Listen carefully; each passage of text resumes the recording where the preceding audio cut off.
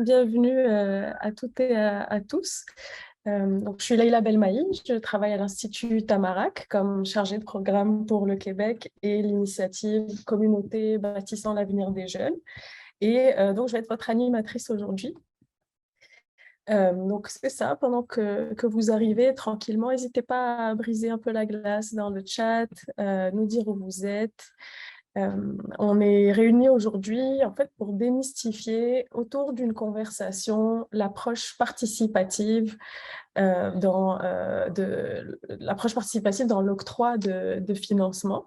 Donc on va définir ensemble c'est quoi l'octroi participatif de financement ou subvention participative. En anglais, participatory grant making, ce que ça peut engendrer comme défi, quelles solutions on peut y trouver.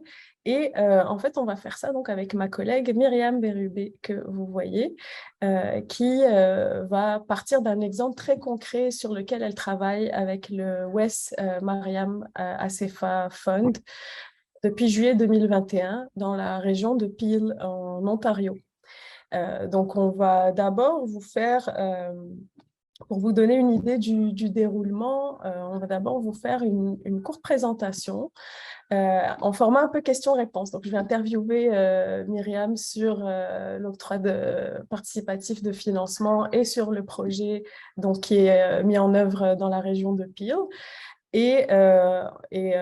C'est ça. Moi, j'ai pas travaillé directement sur ce projet, donc on s'est dit que ça va rendre ça plus interactif, puis qu'on va donc apprendre tous ensemble sur cette approche-là et sur le projet. Euh, donc tirer ensemble des apprentissages de cette expérience. Et on va avoir une période d'échange. Puis là, ça va être très important parce on va avoir besoin de vous, que vous participiez. On veut vraiment que ce soit une conversation tous ensemble et pas juste nous qui répondons à des questions ou qui parlons de notre bord. Alors, on va passer à la reconnaissance territoriale. Euh, on trouve ça important de rappeler où on se situe, l'histoire des terres sur lesquelles on est. Donc, on voulait commencer l'atelier en prenant le temps de reconnaître qu'on est donc en territoire autochtone. Myriam et moi, on est à Tiohtià:ke ou Montréal, dont les gardiens des terres sont les peuples Kanien'kehá:ka, donc qui sont Mohawks.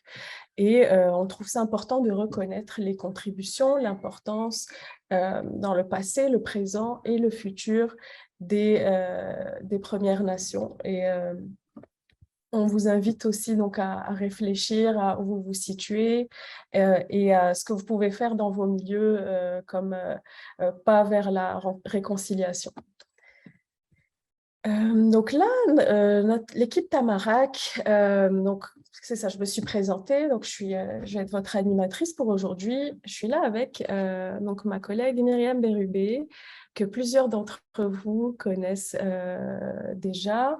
Elle est connue entre autres parce qu'elle a passé plusieurs années chez Centraide du Grand Montréal, où elle a piloté le projet Impact Collectif, le PIC pour les intimes, qui est une stratégie de réduction de la pauvreté dans les quartiers montréalais qui a été mise en œuvre par Centraide et en fait qui est soutenue par un partenariat énorme, assez super intéressant d'acteurs à la fois philanthropiques, du secteur public et communautaire.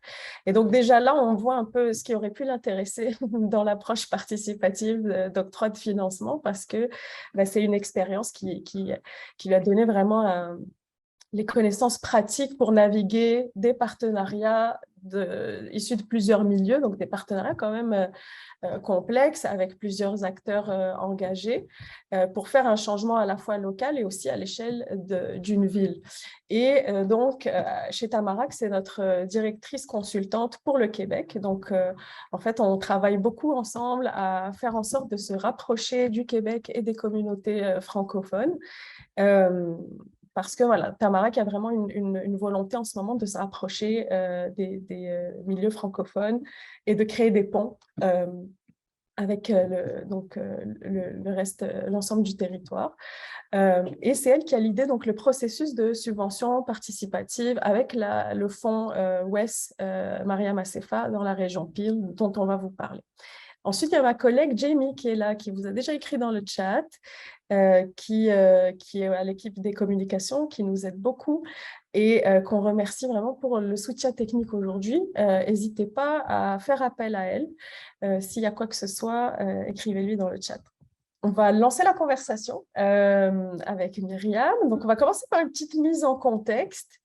Et je vais commencer par te demander, Myriam, c'est quoi l'octroi participatif de financement ou Participatory Grant Making? Est-ce que tu peux nous dire comment cette pratique se différencie d'autres formes de financement? En quoi c'est participatif? Est-ce qu'il y a des tendances que tu as pu observer? Merci beaucoup, Leïla. Merci tout le monde d'être là aujourd'hui avec nous aussi pour partager vos propres expériences. J'ai très hâte de vous entendre suite à ma présentation. Peut-être juste placer quelques tendances. On va rester sur cette diapo une petite minute.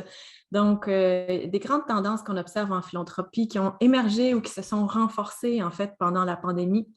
La première, c'est l'importance qui est accordée au financement, pas au financement, je veux dire au renforcement en fait des organismes via le financement. Donc, on pense à du financement plus flexible, par exemple, comme du financement de base, des exigences simplifiées en matière de reddition de comptes, du financement pluriannuel, donc pour favoriser une certaine résilience des organisations. Et tous les exemples que je vous nomme sont souvent associés à ce qu'on appelle la philanthropie basée sur la confiance, donc qui mise sur un engagement mutuel, sur un dialogue entre le bailleur de fonds et l'organisme financier. La deuxième grande tendance qu'on observe est autour de l'accessibilité et de l'équité du financement, notamment pour assurer l'accès au financement de groupes qui ont été historiquement marginalisés, qu'on pense aux peuples autochtones, à des groupes racisés et beaucoup d'autres encore. On remet aussi en question des pratiques courantes comme celle d'octroyer uniquement du financement à des organismes de bienfaisance. Une troisième tendance est autour de ce qu'on pourrait appeler les changements systémiques ou l'amplification des changements systémiques. Donc, où les bailleurs de fonds reconnaissent de plus en plus les causes profondes des enjeux qu'on tente de résoudre et l'importance de travailler sur des changements systémiques pour les groupes. Et puis, la dernière tendance, c'est celle du partage de pouvoir, c'est-à-dire où les décisions sont prises ou sont influencées par des membres de la communauté. Donc, si c'est l'ensemble des tendances que je vous ai mentionnées mettent la table pour l'octroi participatif de subventions, mais c'est évident que celle du partage de pouvoir est là où s'inscrit davantage la tendance participative. Tout ça a été très bien documenté, notamment par une étude récente d'Imagine Canada. Jamie, je ne sais pas si tu peux la partager dans la boîte de dialogue aussi. Donc, c'est vraiment dans ces courants-là qu'on va parler aujourd'hui d'octroi participatif de subventions. On peut passer peut-être à la suivante. Donc, diapo suivante, merci. L'octroi participatif de subventions, comme l'a dit Leïla, on connaît souvent plus en anglais sous Participatory Grant Making. C'est un modèle de financement dans lequel les fondations, donc que ce soit le personnel, les conseils d'administration des fondations, cèdent leur pouvoir décisionnel aux membres des communautés auxquelles les services, les projets sont destinés. Donc, dans ce type de démarche, ce qui est particulier, qui la définit, c'est que la communauté est celle qui décide des besoins et des priorités locales. L'expertise de contexte et les savoirs collectifs sont valorisés. Chez Tamarack, on aime bien faire la distinction entre deux types d'expertise, donc l'expertise de contenu. Ça, ce sont les personnes qui, dans nos organisations, possèdent des savoirs professionnels, l'accès aux données, à l'information. C'est souvent celles qui ont le pouvoir aussi également. Et les expertes de contexte, donc qui sont les personnes qui vivent ou qui ont vécu les enjeux qu'on tente de résoudre. Et c'est particulièrement cette expertise de contexte qu'on va vouloir aller chercher dans l'octroi participatif de financement, étant donné que le pouvoir décisionnel est cédé à la communauté. Ce qu'on vise ultimement, donc à droite du schéma, c'est d'obtenir des décisions et des solutions finalement qui soient plus adaptées au contexte local. Pour mieux comprendre ce que c'est, on peut peut-être passer à la suivante pour comparer le modèle avec d'autres modèles de financement. C'est un schéma qui nous vient de notre partenaire dans ce projet, le World Education Services.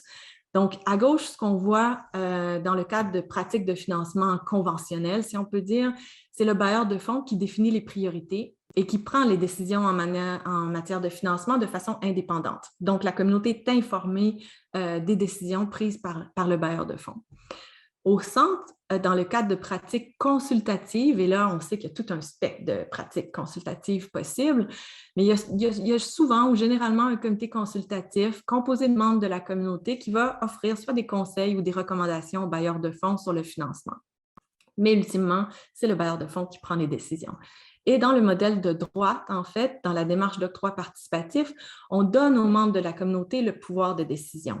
Et je dirais, dans l'exemple que je vais vous présenter de Peel, on est même allé un peu plus loin que ce modèle, en ce sens que c'est encore plus horizontal, car le bailleur de fonds, par l'intermédiaire de Tamarack, a impliqué la communauté de conception participative, donc la co-création elle-même de l'initiative de financement. Donc, c'est une démarche qui reconnaît les membres de la communauté comme des experts-expertes, comme je l'ai mentionné. Donc, ça légitime leur connaissance et leur expérience de vie pour prendre des décisions de financement et générer ultimement des impacts qui vont vraiment coller, qui vont vraiment répondre aux besoins de la communauté. Évidemment, il y a tout un continuum de pratiques qui sont beaucoup plus vastes là, que le modèle que je vous présente. Et je vais avoir très hâte, dans la partie d'échange, d'entendre certaines des approches que vous-même vous expérimentez. Voilà pour ma mise en contexte. Merci Myriam. Donc ça met bien la table. En fait, c'est ça, je te propose qu'on passe tout de suite à l'exemple concret et que tu nous racontes l'histoire de comment ça a démarré ce projet à Peel avec le fonds West Maria Macefa et l'expérimentation. Donc elle est toujours en cours. On n'a pas tiré tous les apprentissages, mais est-ce que tu peux nous raconter comment ça a commencé et où on en est à ce stade du projet? Oui, avec plaisir. Donc, ce qui est intéressant, c'est que, pardon, le projet est vraiment né de la fondation, en fait. Donc, c'est né à l'initiative du World Education Services Maria Macefa Fund, qui souhaitait mener un projet pilote sur l'octroi participatif de fonds. Et leur objectif était de favoriser une plus grande équité sur le marché du travail pour les personnes immigrantes et réfugiées. Donc ça, c'est comme la grande intention, en fait, parapluie dans lequel s'inscrivait le projet pilote. Mais à part ça, il n'y avait vraiment rien de prescriptif dans ce projet. On peut passer à la suivante. Donc, le fonds a établi un partenariat avec l'Institut Tamarack, notamment à cause de notre expérience en matière d'implication de la communauté pour faciliter l'ensemble du projet. On peut, Jamie, passer à la diapositive suivante où on voit l'ensemble des partenaires du projet.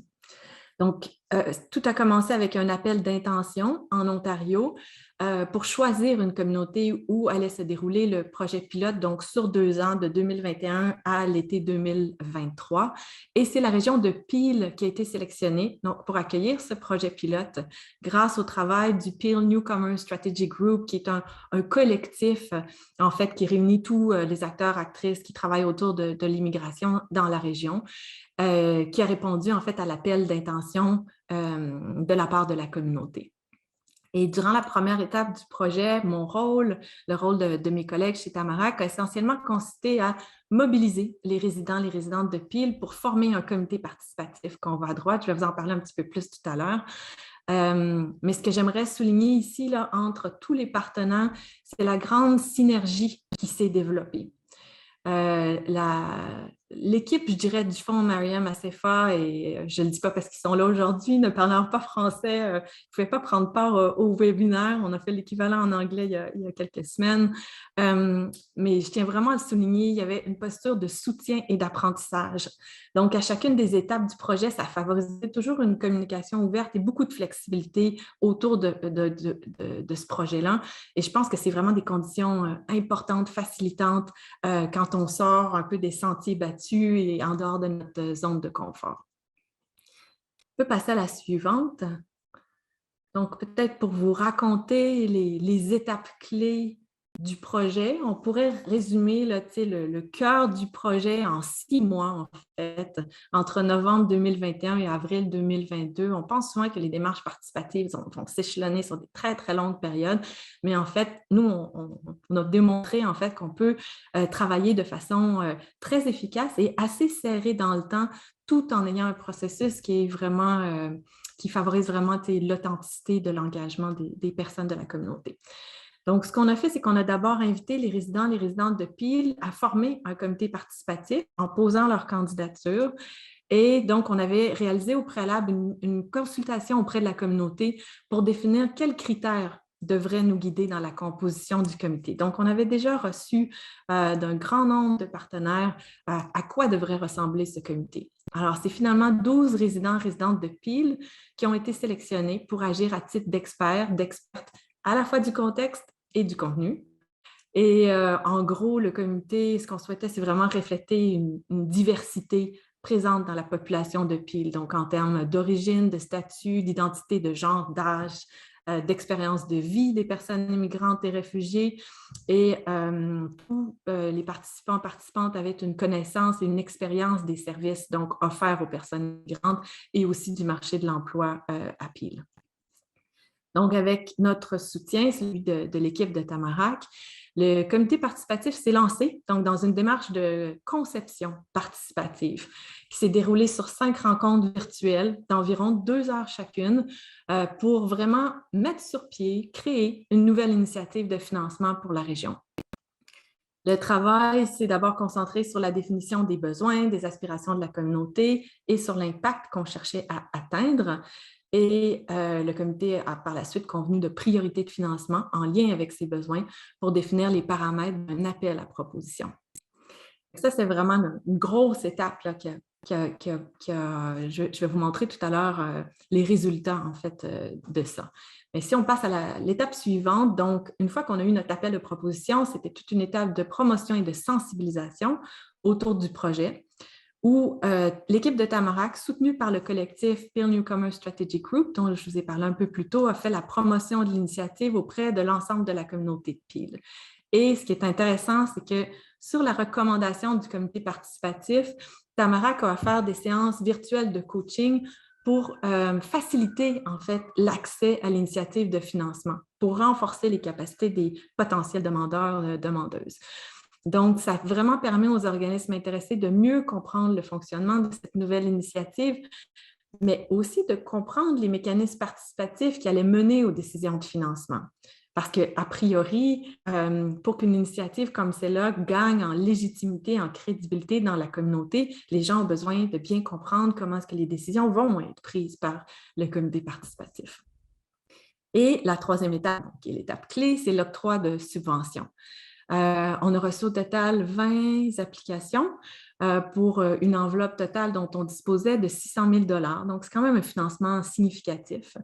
Alors, au cours de cette étape, le comité a investi, je dirais, beaucoup de temps quand même. Il faut reconnaître l'investissement que chaque membre du comité a mis pour se préparer individuellement, pour lire, pour évaluer les demandes de financement, donc à partir des priorités, des critères qu'ils avaient eux-mêmes définis durant la conception participative. Et le comité est arrivé à un consensus à l'issue de 2 très, très intenses rencontres d'octroi de financement de 2 heures. Pour la grande majorité des membres du comité, c'était leur première expérience donc d'octroi de financement. Et ce sont 6 projets donc, qui ont été choisis au final par consensus.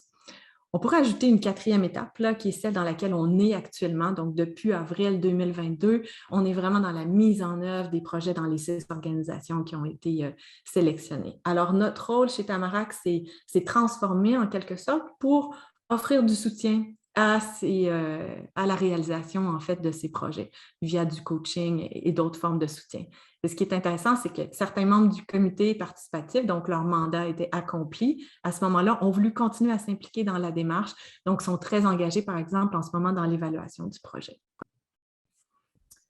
Merci beaucoup, Myriam. C'est super que vous ayez autant documenté en fait la démarche. D'ailleurs, on vous invite à lire l'étude de cas qui est dans le chat. Puis ça t'en a parlé un petit peu, mais Tamarack, on est souvent dans un rôle d'accompagnement. Est-ce que tu pourrais nous en dire plus sur ton rôle, celui de Tamarack, et comment cet accompagnement en fait, a facilité la participation de toutes les parties prenantes, a fédéré la participation de tout le monde autour d'un objectif commun, malgré la diversité de perspectives qu'il peut y avoir autour de la table? Oui, effectivement, c'est toujours un défi là, d'allier toutes ces perspectives. Puis je pourrais vous parler ce qui a rendu le processus participatif pour le comité. Ils ont nommé plusieurs ingrédients clés. Je vais venir à ta question, Leïla. Mais ils disaient pour eux, ce qui avait fait que le processus de conception avait été participatif, c'est qu'il y avait une communication très ouverte, des liens de confiance qui s'étaient bâtis dans le groupe, un sentiment d'inclusion aussi, que chacun avait sa place. Un respect dans la diversité des perspectives. On pouvait facilement avoir dans un sous-groupe une étudiante internationale qui discutait avec une vice-présidente d'un grand organisme d'employabilité, avec une personne réfugiée qui vivait des barrières, des obstacles dans l'accès au marché du travail. Donc, s'assurer que chacun ait une place et puisse vraiment amener sa perspective, son expérience dans le groupe. Donc, dans les autres ingrédients clés, on m'a parlé d'implication active, et aussi de la clarté du mandat. Donc, le comité comprenait bien ce qu'il y avait à accomplir, mais il y avait aussi beaucoup de marge de manœuvre pour prendre des décisions, pour façonner l'initiative. Je peux vous parler de tous ces ingrédients clés-là, mais je pense que souvent, ce qui manque, c'est le comment, le how-to. Donc, comment est-ce qu'on crée la confiance? Comment est-ce qu'on arrive à créer de la convergence? Sans rentrer dans rien de trop technique, j'ai préparé une petite diapositive, Jamie, si tu peux changer, sur le processus. Donc, je vais y aller vraiment, je vais y aller très, très rapidement. Et donc, ce qu'on a décidé d'utiliser pour faciliter le processus, c'est une méthode de co-design qu'on appelle le double diamant. Donc, essentiellement, on partage des perspectives. Donc, on va chercher, c'est très, très large en termes de diversité de points de vue. Donc, on est vraiment dans la divergence. Ensuite de ça, on crée davantage de convergence et on recommence. Et à chacune des étapes, donc, vous pouvez voir, il y avait des intrants importants qui venaient de la communauté plus largement à travers les sessions d'information et de consultation qu'on faisait. Donc, le comité participatif pouvait bâtir sur certains éléments qui étaient comme priorisés déjà par la communauté. Donc, si je vous les nomme rapidement pour donner une idée. Donc, concrètement, dans la première rencontre, on a vraiment réfléchi aux besoins et aux priorités de la communauté. Donc là, c'était très, très large, tout un spectre de besoins et de priorités au niveau de l'équité sur le marché de l'emploi. Et à la deuxième rencontre, donc, on s'est vraiment recentré sur les impacts recherchés. Ça l'aide quoi la contribution unique de ce financement dans la région de Peel comparé à d'autres choses qui existent déjà. Donc, vous voyez déjà divergence, convergence. Même chose pour la troisième rencontre. Donc là, où on explorait différents modèles de financement qui existent, différents scénarios possibles. Et à la quatrième rencontre, à quoi pourraient ressembler des lignes directrices, la procédure de demande, etc. Donc, vraiment arriver à un livrable très, très précis, en fait, pour pouvoir lancer l'appel à projet. Il y a eu une rencontre supplémentaire qui a été ajoutée, donc pour finir de valider le livrable final avant d'en faire l'annonce et aussi pour faire un bilan de la démarche de conception participative puis ajuster en conséquence les sessions d'octroi de financement qui allaient arriver après. Donc ça résume en gros la démarche. On peut passer à la suivante pour que vous voyez à quoi ressemble en fait le résultat final. Donc, c'est en anglais, mais c'est l'appel en gros de proposition. Je sais que c'est petit, mais c'est simplement pour vous montrer ici que c'est vraiment un appel à projet en bonne et due forme avec des objectifs, des priorités qui peut appliquer comment, les montants, les critères, etc. Donc, c'est vraiment le résultat tangible d'un travail approfondi en fait de réflexion et de partage des membres du comité.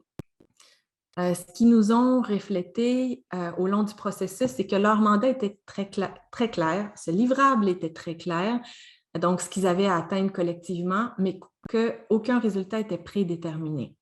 Donc, sauf ce grand parapluie dont je vous ai parlé autour de l'équité sur le marché du travail pour les personnes immigrantes et réfugiées, il n'y avait rien d'autre qui était prédéterminé. Donc, le rôle de Tamarack, c'est vraiment comme d'offrir un contenant, un processus participatif et au comité d'amener le contenu. Donc, vraiment de créer cette nouvelle initiative de financement de toutes pièces.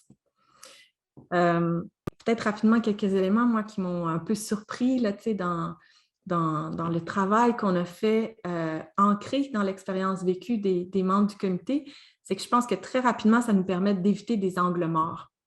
Par exemple, quand on a commencé à aborder la question du marché du travail, tout de suite, les lacunes dans le système ont été identifiées par les personnes autour de la table, l'importance de se centrer sur les personnes immigrantes, réfugiées, marginalisées, donc notamment celles qui sont non éligibles au programme habituel. Donc, toutes ces choses-là sont avec énormément de clarté en faisant un 360 des personnes présentes. Et l'accent toujours sur une approche globale de soutien à la personne. Donc, par exemple, on intègre le soutien en santé mentale dans les services d'employabilité.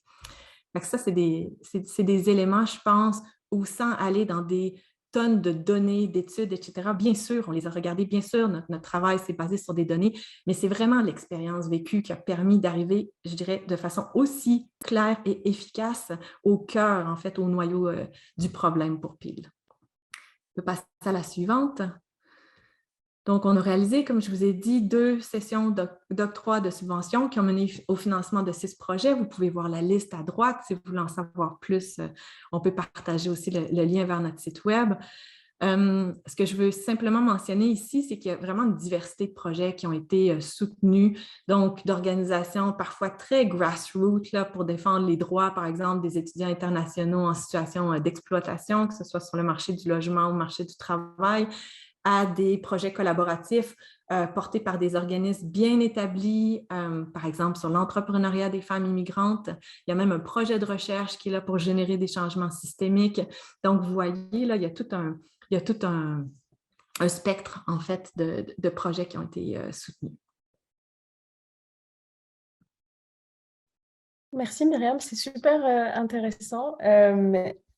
Évidemment, ça ne doit pas toujours être évident, ce genre de démarche-là, avec autant de monde qui participe, autant de perspectives différentes, justement. Est-ce que tu pourrais nous dire, c'est quoi les défis qu'on peut anticiper? Est-ce que tu as des exemples et des apprentissages que tu aurais à tirer de cette expérience, même si ce n'est pas encore fini?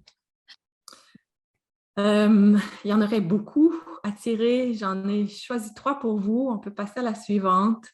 Le premier, c'est vraiment l'importance de tisser des liens avec la communauté. Ça peut sembler évident, mais je pense que c'est très important pour n'importe quelle fondation, même un acteur comme Tamara, qui avait quand même tout un réseau préexistant en Ontario, de vraiment prendre le temps de tisser des liens avec différents partenaires dans la communauté.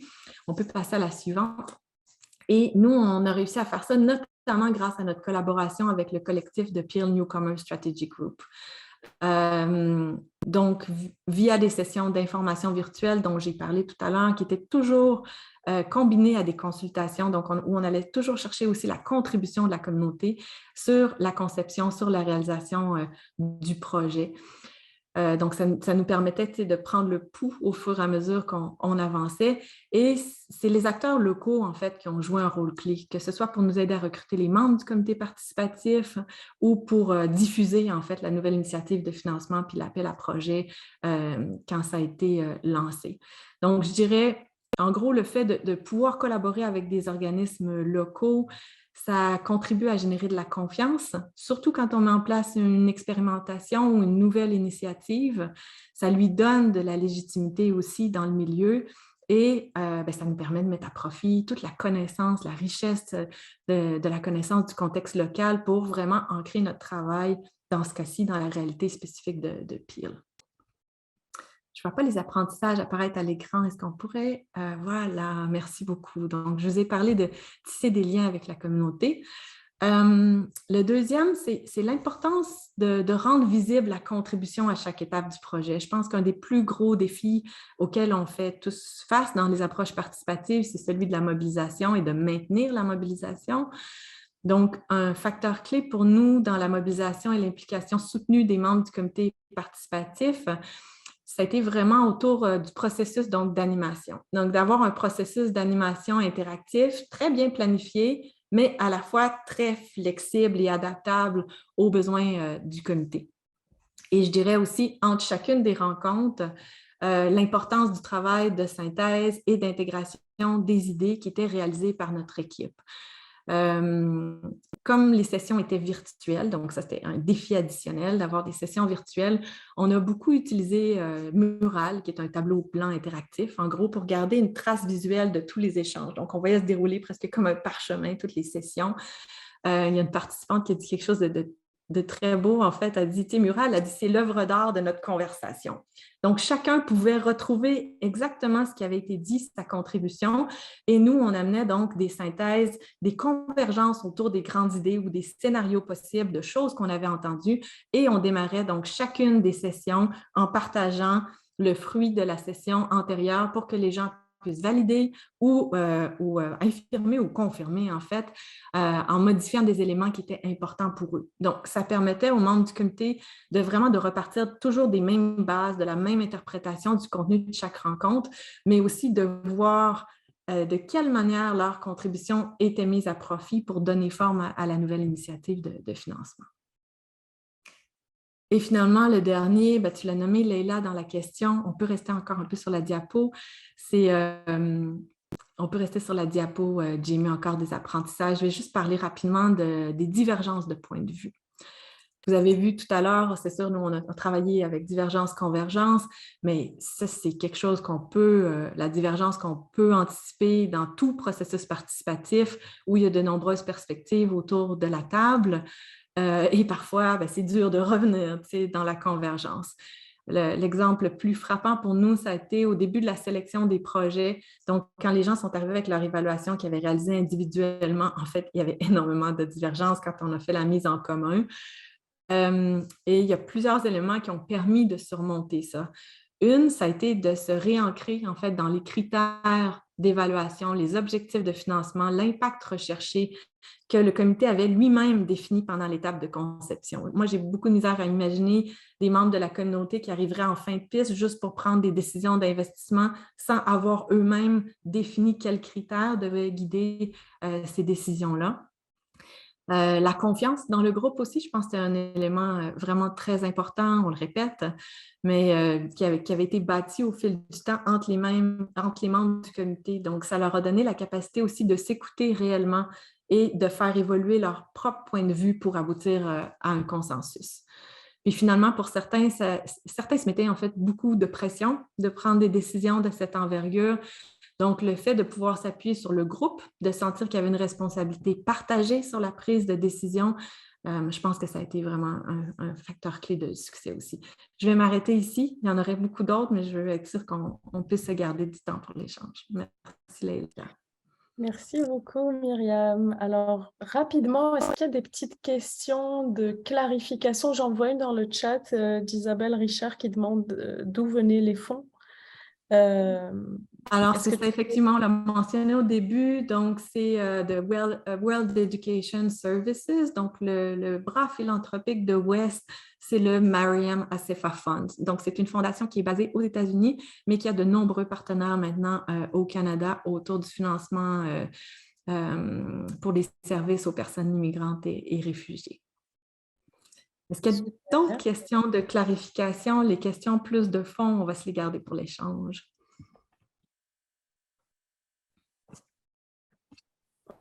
Je vois pas de main levée. Je pense que... Mais je vais, vous savez, parce que je suis arrivée 5 minutes en retard. Le bailleur de fonds, c'est vous qui... Vous êtes un facilitateur, Tamara, c'est ce que je comprends.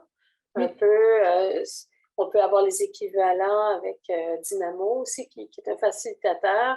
Puis j'ai participé avec bonheur à des programmes, le PIC, dans les programmes d'impact, ça ressemble à ça. Donc, il y a eu un appel de projet du bailleur de fonds. Et comment vous avez choisi la région Peel en Ontario? Comment c'est arrivé? Oui, bien, d'abord, c'est ça. D'abord, il y a eu un appel à proposition pour un partenaire de facilitation. Donc, c'est là où Tamara a établi le partenariat parce que l'idée vient vraiment, on n'a pas convaincu West de faire un projet participatif. C'est vraiment une idée à leur initiative. Et donc, la même chose. On a fait des grandes rencontres d'information en Ontario, puis on a demandé à la communauté. Donc, pour choisir une communauté pour ce projet pilote, voici ce qu'on veut faire. Comment est-ce que vous vous y prendriez? Quels critères est-ce qu'on devrait mettre en place? Donc, à partir de ces grandes conversations, ça nous a permis de résumer, là, je vais les dire de mémoire, on pourra peut-être mettre le lien vers le site, mais c'était beaucoup autour des besoins. Donc, des personnes immigrantes et réfugiées, donc d'être capable de documenter sur la donnée, d'avoir une communauté aussi où il y avait, étant donné que c'est un projet pilote, on appelle en anglais un certain readiness. Ouais. Donc, il y avait quand même une certaine capacité de collaborer, de s'organiser dans le milieu, et puis une histoire aussi, tu sais, de collaboration qui permettait de mener un projet comme celui-là. Il y avait quelques autres critères. Il y avait 4 critères. On pourra vous les transmettre. Fait qu'à travers toutes les demandes, il y a quand même une dizaine de communautés donc, qui ont appliqué. C'est vraiment Peel qui répondait le mieux, en fait, à l'intention et qui voyait aussi des opportunités d'amplifier ce travail-là par la suite aussi dans leur partenariat avec Immigration Canada. OK. Bon, mais c'est super. J'ai plein d'exemples de financement participatif. Mais... Ah, ben c'est super. On va se lancer peut-être dans la discussion. Puis s'il y a d'autres questions de clarification, n'hésitez pas à lever votre main ou à les poser. Là. Il y en a une de Marie-André Farmer de la Fondation du Grand Montréal sur est-ce que le projet est unique? Est-ce qu'il va être récurrent dans la région? Est-ce que le financement accordé aux organismes est pluriannuel? Ben là, pour le moment, c'est vraiment un projet pilote d'1 an. Ce qu'on souhaite travailler avec le fonds Mariam ACFA, c'est justement être capable de bien documenter et tirer tous les apprentissages de ce projet-là pour qu'eux puissent éventuellement déployer à beaucoup plus grande échelle une approche participative de financement. Mais donc, pour le moment, on ne sait pas encore la suite. Là. On est à peu près à mi-parcours des projets, mais il n'y a pas de promesse là, pour le moment de financement pluriannuel ou de continuité. Donc, ce qui a été communiqué aux organismes, c'est vraiment très clair depuis le début. C'est un projet pilote. Et puis c'est ça. Pour la suite, c'est à suivre. Merci pour vos questions, Isabelle et Marie-André. Merci, Myriam. Là, on va pouvoir vraiment passer à la partie où on veut savoir en fait quelles approches participatives vous avez expérimentées dans vos milieux pour celles et ceux qui ont déjà tenté l'expérience. Donc, c'est quoi les bénéfices que vous avez pu observer? C'était quoi les défis? Qu'est-ce qui a permis que ça soit possible? C'était quoi les conditions facilitantes? Et sinon, s'il y a d'autres personnes que ça intéresse, mais qui n'ont pas encore essayé, c'est quoi les questionnements qu'on aurait ou les réflexions que vous auriez à partager? Je vois qu'il y aurait eu une main levée que je n'ai pas vue de Pierre Prévost. Oui. Est-ce que vous voulez y aller? Ouais. Ben, juste une petite question. Bonjour Myriam, bravo, c'était une super présentation. Bonjour. Je veux juste savoir, le comité, est-ce que son rôle est terminé ou il va rester pour le suivi, l'évaluation, l'apprentissage pour l'année en cours? C'est ça, son mandat, en fait, était terminé. Donc, il s'était engagé à un certain nombre de sessions. Puis, je n'ai pas mentionné, mais on a vraiment facilité leur participation aussi avec des compensations financières pour le temps investi, en fait, dans le projet. Fait que leur mandat était terminé, mais certains étaient vraiment trop enthousiastes de continuer. Donc, on leur a proposé différentes avenues. En ce moment, on offre différentes sessions de coaching aux organismes qui ont reçu du financement. Donc, certains participent à ça. On appelle ça des cohort calls, donc où tous les récipiendaires, en fait, sont ensemble pour un peu sous forme de communauté de pratique, pour partager les défis, les collaborations possibles entre eux, parce qu'ils sont quand même dans un milieu géographique donné, là. Donc, certains participent à ça et certains font partie du comité d'évaluation participative. Donc, on a 4 membres qui vont suivre le projet vraiment jusqu'à la fin dans cette composante-là d'évaluation. C'est extrêmement riche et fascinant, je dirais, là, de voir évoluer leur intérêt puis leur contribution aussi au fur et à mesure de ce projet-là. Mais on n'avait pas planifié ça dès le départ. Donc, c'est vraiment venu à leur initiative. On peut peut-être arrêter le partage d'écran. Je pense que vous avez vu les questions. Léla les a bien... pourra vous les rappeler au besoin aussi. Super. Ah, comme ça, on peut enfin vous voir. Et ouais, est-ce qu'il y a quelqu'un qui voulait partager une expérience ou des questionnements que vous avez par rapport à cette approche-là? Je perds. Je lève ma main. J'ai plusieurs exemples, mais il y a beaucoup de questionnements parce que c'est une approche que j'adore. Il y a 2 points de vue. J'ai participé à l'approche plancher du Centre de transformation du logement communautaire qui était fort intéressante avec les gens du milieu. Et aussi, on a travaillé sur, c'était Dynamo qui était le facilitateur, on a identifié les besoins, les manques et les outils qui manquaient pour assurer du logement social. Et le Centre de transformation est un organisme pan-canadien aussi.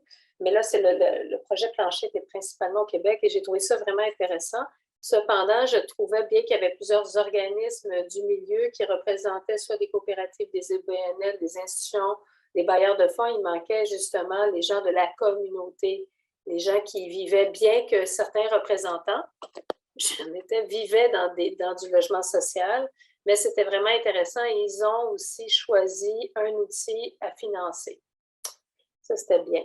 Et d'autres, je vais laisser la parole à d'autres parce qu'il y a d'autres, parfois, il manque de temps. Hein? On doit agir rapidement et ce serait bien d'avoir du financement participatif en amont parce que parfois, disons que dans des besoins d'urgence, on n'a pas le temps et la nécessité et les ressources. Surtout, c'est que le financement n'est pas récurrent, ce qui est un problème pour plusieurs petits organismes. Puis les accès d'outils et d'organismes bienveillants qui vont les accompagner d'année en année. Voilà. J'adore ça, mais ce n'est pas opérant pour tout le monde, puis à long terme. C'est tout. Merci Isabelle. Est-ce que tu veux réagir, Myriam? Non, c'est bon, allons-y. Je vois qu'il y a une autre main levée. Oui, Kathleen, est-ce que tu veux enchaîner? Oui, bien, ça irait. En fait, je suis dans la continuité de pensée d'Isabelle. On voit que des projets sur un an, oui, ça peut avoir certains effets, mais c'est quand même limité. Si après ça, il n'y a pas de suite, on comprend là, que le groupe PIL, c'est quand même dans le critère, c'est quand même engagé à vouloir mettre une intensité et à faire rayonner le projet, mais il reste que l'argent, c'est toujours le nerf de la guerre, on le sait. Là. Mais au-delà des contenus, le processus de financement participatif, est-ce qu'il s'inscrit dans une volonté de se réapproprier, en fait, ce pouvoir-là citoyen aussi et de travailler en groupe et d'avoir une démocratie beaucoup plus participative là, que représentative. Est-ce que ça, disons, ces plus grands objectifs-là n'ont pas été abordés? Est-ce que ça s'inscrit dans quelque chose de plus large? Je peux peut-être y répondre, puis après retourner la question vers le groupe aussi. Oui, définitivement. Donc, ça fait vraiment partie, au début, j'ai nommé du côté de la philanthropie, des grandes tendances. Donc, oui, il y a une partie qui peut venir à l'initiative des bailleurs de fonds, comme c'était le cas dans ce projet pilote-là. Les fondations qui, par ailleurs, pendant la pandémie, avant aussi, étaient beaucoup challengées là, en termes de méthodes, justement, de transparence, de démocratie, etc. Donc, ça peut venir de là, mais je pense que ça peut venir aussi beaucoup des communautés. Et une des raisons pourquoi PIL a été choisi, c'est qu'il y avait aussi cette maturité-là, il y avait cette envie de travailler autrement, d'être dans un réel partage de pouvoir. Donc, je pense que ça peut aussi, c'est une initiative qui peut aussi beaucoup venir des communautés, de revendiquer ce pouvoir, en fait, de participation, puis cette reconnaissance de l'expertise que je mentionnais au début, là, de l'expertise de contexte. Donc, des personnes qui vivent, qui ont vécu les enjeux qu'on tente de résoudre, qui sont les mieux placées, en fait, pour trouver des solutions aux problèmes. Donc, je pense que ça peut vraiment venir des deux côtés. Puis, depuis, même si c'était à l'initiative de la Fondation, clairement, le terreau était fertile, puis les gens ont saisi cette opportunité-là. Donc, on ne sait pas la suite, mais moi, je fonde quand même beaucoup d'espoir sur le lien entre ça et la démarche de refonte des mécanismes de financement et de gouvernance qu'Immigration Canada est en train de faire en ce moment, où ils voudraient justement continuer à revoir, à démocratiser comment le financement est attribué au niveau régional. Donc, on ne sait pas ce que ça va faire, mais je sens que ça peut être un levier vraiment intéressant.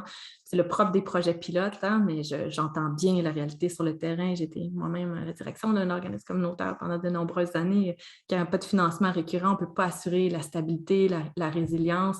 C'est clair que c'est limitatif. Mais je pense que dans ce cas-là, il y a quand même un levier vraiment intéressant pour la suite, pour influencer aussi un mouvement d'autres fondations à ouvrir davantage leurs approches. Je vois des mains levées. Il y a Rotem qui n'a pas encore pris la parole, et puis Isabelle qui a une main levée aussi. Juste avant ça, Myriam, il y avait une question dans le chat de Élise Guerrero qui demande si on a déjà eu une expérience particulière avec l'implication des jeunes, s'il y a des mécanismes ou des pratiques qu'on conseille pour impliquer les jeunes dans un processus de financement participatif. Il y a Jamie qui a déjà partagé notre outil pour engager les jeunes dans le chat. Est-ce que peut-être on peut revenir sur le côté vraiment de l'expérience ou l'expertise de contexte, tout ce qui est expérience vécue, puis comment ça peut être valorisé dans des initiatives par et pour. Oui, peut-être on peut partager aussi rapidement les communautés bâtissant l'avenir des jeunes, donc la façon dont le fonds d'innovation est géré justement par et pour les jeunes. Je vois Véronique qui est là de communauté bâtissant l'avenir des jeunes de Laval. Donc, les différentes communautés membres ont accès à du financement du fonds d'innovation qui est justement conçu, attribué donc dans des comités qui sont dirigés et menés par des jeunes en grande partie. Fait que peut-être qu'on peut partager cet exemple-là aussi au niveau des jeunes. OK, beaucoup de mains levées. On y va. Oui, là, OK, allons-y avec Rotem, donc, qui n'a pas encore pris la parole. Alors, merci Myriam et à l'équipe. Je travaille avec le projet Impact Collectif et je pense que avec les exemples qu'on a entendus au début de la présentation, il y a comme un continuum et je pense qu'au PIC, on a testé des choses et je pense que on est en évolution et je pense qu'on peut toujours s'améliorer. On a mis en place avant le développement d'une deuxième phase du projet, un processus de dialogue, comme des consultations, mais où on a ouvert l'espace avec les communautés qu'on soutient à échanger et voir comment améliorer l'initiative, comment mieux soutenir les milieux. Donc, c'était hyper intéressant et important pour construire et mettre en place la deuxième phase. Mais je pense que les importants dans les questions que vous nous posez avec les défis et les conditions facilitantes, c'est vraiment d'être ouvert, d'avoir la volonté d'être flexible et peut-être de changer en cours de route, de mettre quelque chose en place, mais d'être à l'écoute des difficultés et des contraintes vécues et d'être capable de changer suite aux réponses de la communauté et de la participation, parce que si on ne change pas en cours de route en réponse aux besoins, on peut peut-être pas avoir le buy-in et les participations qu'on souhaite. Mais je pense que le plus grand, la condition facilitante, c'est vraiment la confiance. Ça se construit avec le temps, de pouvoir avoir des espaces et de connaître tous les acteurs avec le temps. Ça prend beaucoup de temps et ça prend de l'écoute et de l'ouverture. Donc, je peux témoigner que au niveau du financement, de l'octroi participatif, je pense que ça va prendre du temps de casser des pratiques qu'on a mis en place depuis longue date et de démontrer l'ouverture. Ça se fait pas juste en écrivant sur papier des critères, mais aussi d'être à l'écoute et d'être capable de démontrer la possibilité de mettre un X sur ce qu'on a écrit et peut-être de changer des processus et démontrer qu'on est vraiment à l'écoute. En tout cas, ça prend beaucoup de dialogue, beaucoup de temps pour permettre ça. Je ne sais pas si c'est aidant. Oui, c'est très clair. Merci, Rotem. Oui, plein d'ingrédients magiques pour que ça fonctionne bien. Merci pour ce partage.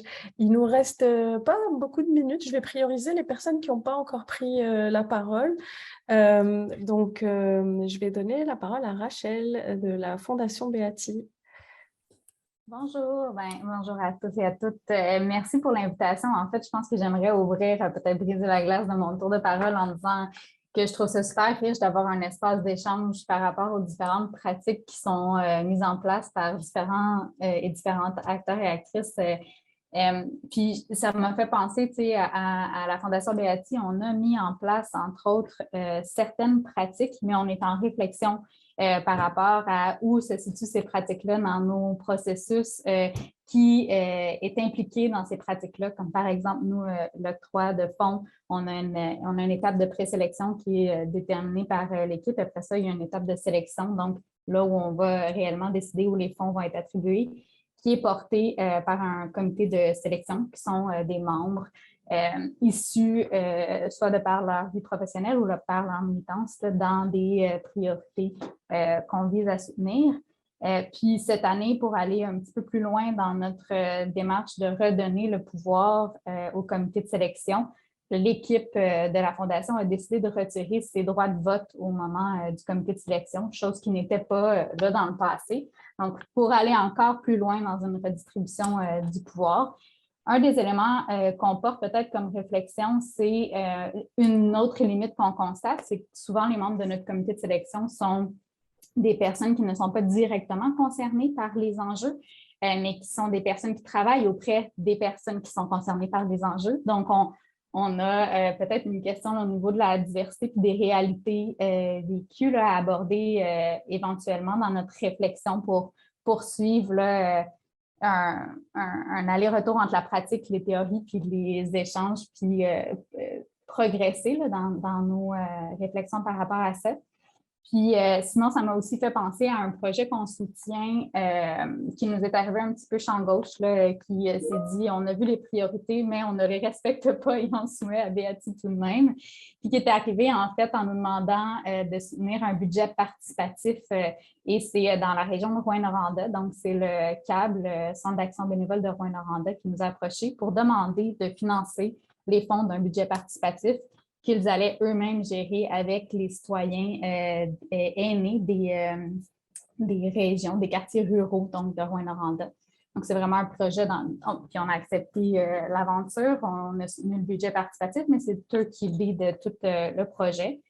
Puis finalement, je pense qu'une autre réflexion qui, pour moi, touche à ce qu'on touche aujourd'hui, là, mais c'est aussi des pratiques qu'on a vues là, de décapitalisation que certaines fondations ont mises en place. Donc, de prendre de leurs capitaux et d'investir, en fait, pas d'investir, de prendre de leurs capitaux et de les donner à d'autres fonds. Je pense entre autres là, à Indigenous Peoples Fund qui a reçu des fonds comme ça de différentes fondations pour soutenir leurs propres initiatives et leurs démarches auprès des communautés Premières Nations et Inuits au Canada ou de la Fondation pour les communautés noires qui a aussi vu à recevoir certains fonds de fondation qui a accepté de décapitaliser. Je vais arrêter parce que je vais laisser du temps à la prochaine personne, Marie-André, de parler. Mais merci beaucoup pour ces échanges. Merci beaucoup. Je vois qu'il y a encore 3 mains levées et 5 minutes. Est-ce que vous seriez d'accord de rester un petit 5-10 minutes de plus pour qu'on puisse entendre tout le monde, si ça vous va? Merci beaucoup pour ce partage, Rachel. Je vais donner la parole à Marie-André. Merci, Laila. Merci pour la présentation. Et mon commentaire va dans le sens en fait, j'ai mes réflexions dans le même sens que Rotem et Rachel. Rachel, la décapitalisation, c'est quelque chose qui nous préoccupe ou auquel on réfléchit aussi beaucoup là, pour le financement participatif. À la Fondation du Grand Montréal, on a mis en place un processus d'octroi de financement qui était basé sur la philanthropie, basée sur la confiance l'année passée. Et puis tantôt, la raison pour laquelle je posais la question, si c'était une fois ou récurrent, c'est que c'est tellement de travail tant pour les organismes, puis la relation, bâtir la relation de confiance qui est la clé là, dans tout ça essentiellement.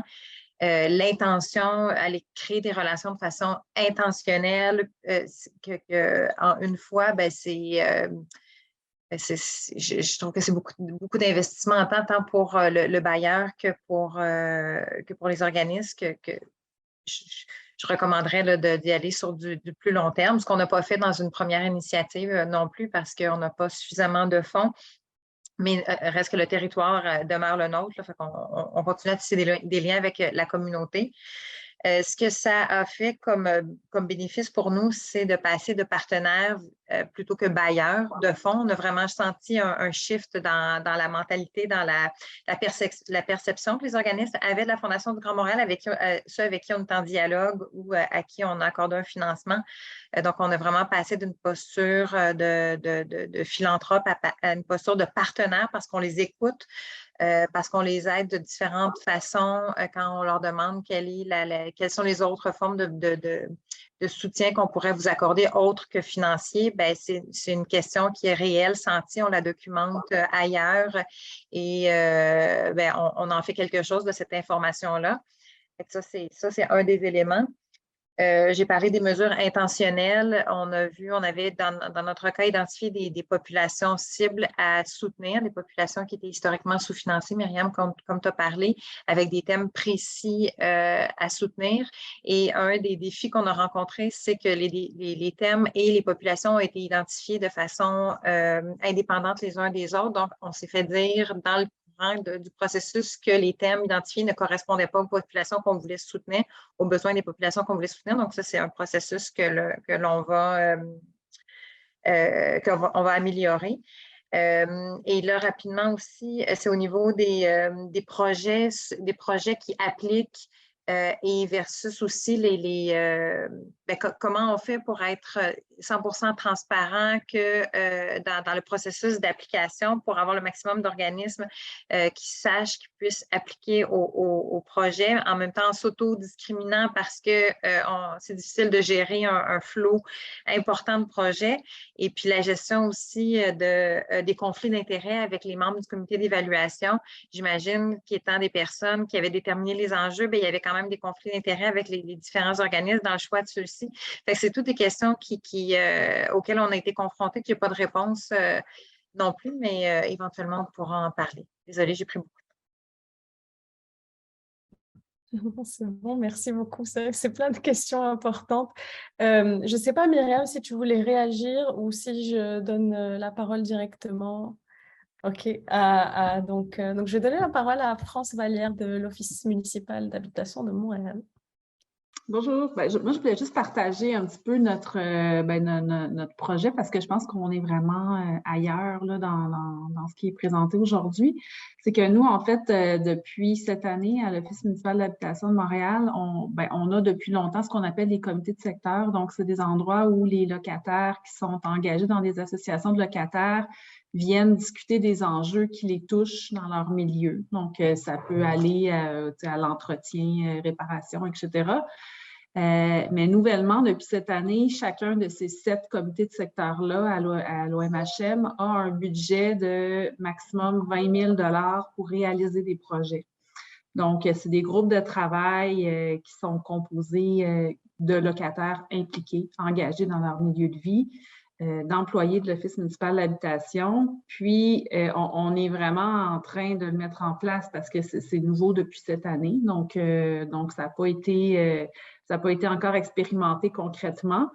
Mais je trouve ça intéressant d'entendre l'expérience que vous avez vécue. Mais nous, on est comme un peu dans un autre côté parce que les gens, non seulement vont devoir identifier c'est quoi les enjeux, c'est quoi les projets qu'ils veulent mettre sur pied, mais ils vont devoir aussi réaliser les projets. Donc, on n'est pas que dans ce que vous parlez, dans un groupe de personnes qui ont le mandat d'identifier, puis après ça, c'est les groupes qui vont faire le travail. Là, on est vraiment dans par et pour dans la réalisation complète. Là. Fait que, on l'expérimente, on va le vivre dans l'année, surtout l'année 2023, puis qui est intéressant aussi, c'est qu'il n'y a pas une obligation non plus de réaliser le projet, dans le sens où c'est un levier qui est là, qui est présent, qui peut permettre d'aller travailler sur des enjeux qui sont identifiés par les gens.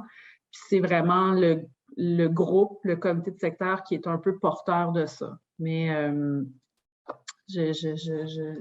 on l'expérimente. Mais bon, c'est intéressant d'entendre l'expérience que vous avez vécue. Je peux réagir à Mme Vallière. Bonjour, l'Utile souhaite faire la même chose parce que je suis réviseur. J'ai vu beaucoup de projets à travers le Canada, justement, la participation des personnes concernées, c'était des locataires. Il y a quand même du financement pour vous accompagner là-dedans parce que c'est l'empowerment, hein, c'est le pouvoir aux gens que c'est vraiment intéressant. C'est des beaux projets, puis à documenter parce que c'est vivant dans une coopérative et avoir bâti plusieurs coopératives, on sait que la participation, la capacité de réalisation, c'est pas donné à tout le monde. Mais ce sont des beaux projets à suivre parce que là, maintenant, on ne vient plus prendre en main, c'est moins paternant. Moi, j'adore le financement participatif, mais ça vient quand même un lien très paternant ou maternant d'accompagner des groupes vulnérables qu'on a établis, puis là, moi, j'aime bien quand ça vient du milieu, puis ce milieu-là va chercher le soutien nécessaire pour la pleine réalisation. C'est un autre point de vue, là, mais on en parlera une autre fois. Mais bravo pour votre initiative. Allez voir du côté du centre de transformation, il y a des soutiens pour les locataires. Merci. Merci. Beaucoup Isabelle. On va prendre une dernière intervention. C'est Inès de Fondation Philanthropique Canada. Oui, merci Léla. J'hésitais un peu, en fait, j'ai tout tapé dans le chat, mais je n'ai pas encore appuyé sur envoi. Très rapidement, en fait, je voulais juste partager quelques réflexions. Il y a beaucoup qui a déjà été dit, notamment la question de partage de pouvoir. Une des pépites de discussion qui sont en train d'émerger suite à beaucoup de conversations autour de la philanthropie basée sur la confiance, c'est la prise de conscience que quand on parle de philanthropie basée sur la confiance, on n'est pas en train de parler de la confiance portée par les fondations aux organismes ou aux communautés avec lesquelles elles collaborent. On est en fait en train de parler réellement d'une confiance mutuelle, et cette confiance mutuelle n'existe pas forcément de la part de certaines communautés envers les fondations. Et donc, je voulais juste rajouter ce point-là parce que je trouve que c'est important aussi, c'est un des défis que les fondations rencontrent actuellement. Et l'autre côté, c'était par rapport au partage de pouvoir. On a parlé de partage de pouvoir réel. Le partage de pouvoir aussi au sein des fondations se manifeste par l'augmentation des collaborations entre fondations elles-mêmes pour s'adresser à un problème systémique, sociétal, qu'il soit social, environnemental ou autre. Et donc, on voit une tendance vers beaucoup plus de collaboration. Et donc, je salue ce genre d'initiative. Je sais qu'il y a beaucoup plus de fondations qui sont intéressées à vraiment promouvoir ce genre de pratiques. La question que nous, on se pose au niveau de notre réseau, en tout cas, c'est est-ce que toutes ces nouvelles pratiques, justement, de philanthropie basée sur la confiance, d'approche participative, etc., sont des pratiques qui vont rester sur le temps, sur la durée, ou est-ce que une fois qu'on va sortir de cette pandémie et que et on est en transition continuelle et apparemment aussi éternelle, est-ce que ces pratiques-là vont vraiment rester? Donc ça, c'est vraiment la grosse question que les gens se posent au sein même du réseau. Et je trouvais voilà, intéressant de partager ce point de vue. Merci. Merci beaucoup Inès, puis en fait merci à toutes les personnes qui ont pris la parole, Isabelle, Rotem, France, Rachel et Marie-André, pardon, d'avoir apporté vos expériences autour de la table, vos questionnements. Je trouve que ça a vraiment donné une autre complètement, ça nous a amené à un autre niveau en fait de conversation puis de réflexion sur le sujet. Merci beaucoup Myriam aussi de nous avoir partagé donc cette expérience-là. Merci tout le monde qui a été là, qui a écouté, qui a aussi posé des questions dans le chat. Donc je te laisse un petit mot de la fin, Myriam. Bon, simplement réitérer les remerciements. Je pense qu'il y aurait matière à poursuivre la discussion beaucoup plus. Puis Inès nous a lancé une belle piste là sur la fin. Ça faisait partie, je pense, des questions que tu avais aussi, Leïla. Donc, je pense qu'on peut contribuer à faire avancer cette pratique. Donc, moi, c'est des questionnements que je porte beaucoup pour la suite aussi. Alors, j'ai envie de dire à une prochaine fois. Au plaisir de poursuivre la conversation avec vous et puis de continuer à partager toutes les pratiques émergentes que vous expérimentez. Un grand, grand merci.